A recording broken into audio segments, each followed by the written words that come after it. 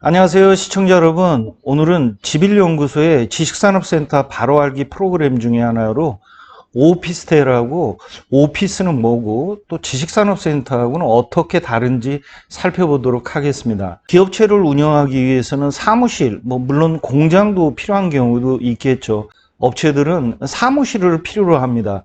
그때 선택할 수 있는 게 오피스텔이 될 수 있습니다. 그리고 일반적인 오피스 빌딩이 있고요. 지식산업센터를 또 선택할 수가 있습니다. 우선 대표적인 게 오피스텔하고 오피스, 지식산업센터를 구분하기 위해서는 용도를 좀 살펴볼 필요가 있습니다. 오피스텔은 물론 업무용도 있지만 주로 주거용이라고 할 수 있습니다. 그런 반면에 오피스 빌딩하고 지식산업센터는 업무 중심의 공간이라고 할 수 있고요. 소유권도 조금 다릅니다.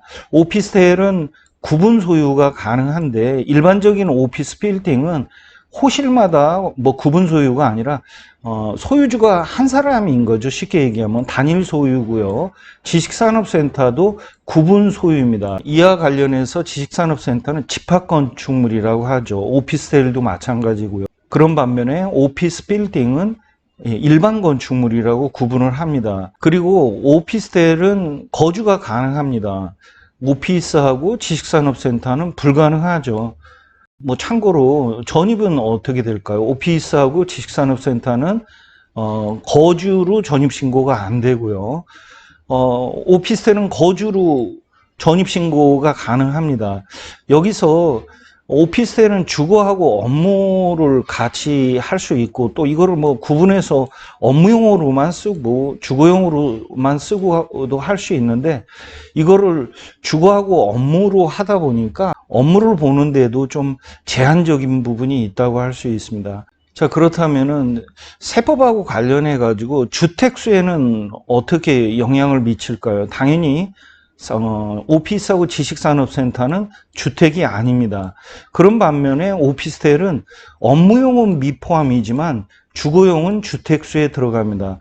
그런데 이것도 일반적인 경우지 만약 업무용인데 주거를 위해서 전입신고를 한다. 그러면은 이게 주택수로 들어간다는 건 좀 조심할 필요가 있고요. 요즘 같은 경우에는 심지어 조금 논란의 여지는 있겠지만 공과금을 보고서 이거를 거주용으로 보느냐 업무용으로 보느냐 그런 것까지 파악해서 판단하는 사례도 있습니다. 오피스텔은 임차인의 자격이 필요 없습니다. 아무나 들어올 수 있고요. 오피스도 마찬가지입니다. 다만 오피스는 주인 마음대로겠죠. 주인이 받고 싶으면 받는 거고 그렇지 않으면은 안 받는 거죠. 하지만 지식산업센터는 임차인의 자격이 있습니다. 이거를 보통 입주업종 제한이라고 하는데요. 명확히 구분이 되어 있기 때문에 이 입주업종에 맞아야 된다는 거고요. 이 자세한 내용은 앞서서 방송한 입주업종 제한이라는 꼭지를 좀 참고해 주셨으면 좋겠습니다. 오피스텔은 조금 주거가 됐든 업무가 됐든 안정적이지는 못합니다.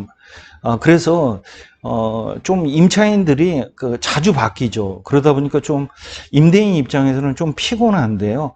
오피스나 지식산업센터는 그래도 그런 반면에 기업체들이 일단은 회사는 들어와서 쉽게 그렇게 움직이지는 않습니다. 실입주하고 또 장기 임차를 하기 때문에 좀 비교적 안정적인 임차가 이루어진다는 게 또 장점입니다. 오피스텔은 임차인이 자주 바뀌다 보니까 이거 관리하는 것도 쉽지가 않습니다. 그런데 오피스나 지식산업센터는 앞서 말씀드린 것처럼 한번 들어오면은 장기간 좀 임차를 하기 때문에 그리고 또 회사가 입주를 하면서 웬만한 것들은 임차인들이 다 관리를 해서 그런 면에서는 또 편합니다. 오피스텔하고 오피스는 세제 혜택이라는 게 없습니다. 하지만 지식산업센터는 자격 요건을 갖춘다면은 취득세 50%가 감면이 되고요. 재산세 37.5%가 감면이 됩니다. 구체적으로 좀 살펴보자면은 오피스텔의 취득세는 일반 부동산이기 때문에 4.6%입니다. 오피스도 4.6%죠. 그런 반면에 지식산업센터는 요건을 갖춘다면은 취득세 50% 감면을 받아서 2.3%입니다. 그런 경우가 설립된 지 5년 이상 된 법인하고 개인사업자에 해당이 되죠. 우리가 부동산을 소유권 이전을 하면서 건물분 부가세가 발생을 하죠. 특히 분양시에는 반드시 발생을 하게 되는데요. 이 오피스텔의 경우에는 좀 경우가 많아지게 됩니다. 주거용 오피스텔로 분양을 받았다면 환급이 안 되고요. 그런 반면에 업무용으로 취득을 했다면 이 건물분 부가세는 환급이 됩니다. 그에 반해서 오피스하고 지식산업센터는 부가세 환급이 둘 다 되죠. 담보대출을 좀 살펴볼까요? 오피스텔은 규제가 좀 심하죠. 그러다 보니까 약 40%에서 50% 정도 담보대출 비율이 나오고요. 오피스도 마찬가지입니다. 40, 50% 정도 보시면 될 것 같은데, 그에 반해서 지식산업센터는 70%, 80%, 어떤 경우에는 신용도에 따라서 다르지만 90%도 나오는 경우도 간혹 있습니다. 요즘 지식산업센터가 뜨는 이유 중에 하나가 바로 이 전매 가능 때문에 그렇습니다. 오피스하고 지식산업센터는 횟수에 상관없이 전매가 가능합니다. 그에 반해서 오피스텔은 이제 규제가 들어왔죠. 그래서 규제 지역인 경우에는 소유권 이전 등기 시까지 전매를 할 수가 없습니다. 그래서 메리트가 많이 떨어진 상태고요.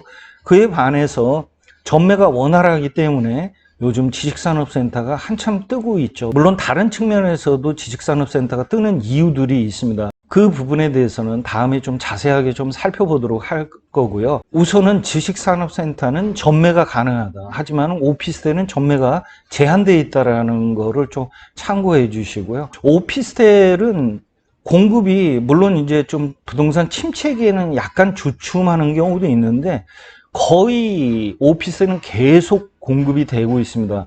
좋을 때나 나쁠 때나 계속 약간 뭐 수량의 차이는 있겠지만 이 오피스텔은 꾸준하게 공급이 돼 가지고 경쟁이 아주 심합니다. 작은 부지에서도 오피스 빌딩은 그 부지에 맞게 얼마든지 공급이 가능합니다. 그러다 보니까 좀 경쟁이 많이 되고 따라서 이 수익률도 조금 저하되는 경향이 있는데요. 그런 반면에 이 지식산업센터는 공급할 수 있는 용지가 굉장히 한정적입니다. 공장 용지여야 되고 특히 중공업 지역이 돼야지 뭐 채산성이 나오기 때문에 공급이 제한적이라는 특징을 가지고 있습니다. 오늘은 지식산업센터를 중심으로 그 경쟁 상품이라고 할 수 있는 오피스텔하고 오피스하고 이렇게 좀 비교를 해봤는데요. 오피스텔은 가장 뭐 장점 중에 하나가 주거하고 업무를 같이 병행할 수 있다. 그런데 그게 또 단점이 될 수도 있다라는 겁니다. 그에 반면에 오피스하고 지식산업센터는 업무 중심이고요. 오피스텔은 주택수에 들어갈 수도 있습니다. 업무용인 경우에도 잘못하면 주거용으로 판단해서 주택수에 포함될 수 있다는 리스크를 안고 있다는 걸 좀 참고해 주시고요. 오피스하고 지식산업센터는 주택수하고 무관합니다. 요즘은 아파트나 오피스텔 규제가 심하다 보니까 요즘 그래서 지식산업센터가 뜨는 이유 중에 하나라고 할 수 있습니다. 그리고 지식산업센터는 취득세 재산세 감면이 있습니다. 뭐 오피스텔하고 오피스는 취득세가 4.6%인데 반해서 자격 요건을 갖췄다면은 취득세 50% 감면을 받아서 2.3%가 적용이 되고요. 담보대출 비율이 월등하게 높습니다. 70에서 80 정도 되고요. 가장 큰 특징 중에 하나가 전매가 가능하다라는 특징을 가지고 있습니다. 지금까지 시청해 주셔서 감사드리고요. 제 영상이 마음에 드셨다면 구독과 좋아요, 알림 설정도 부탁드리겠습니다. 감사합니다.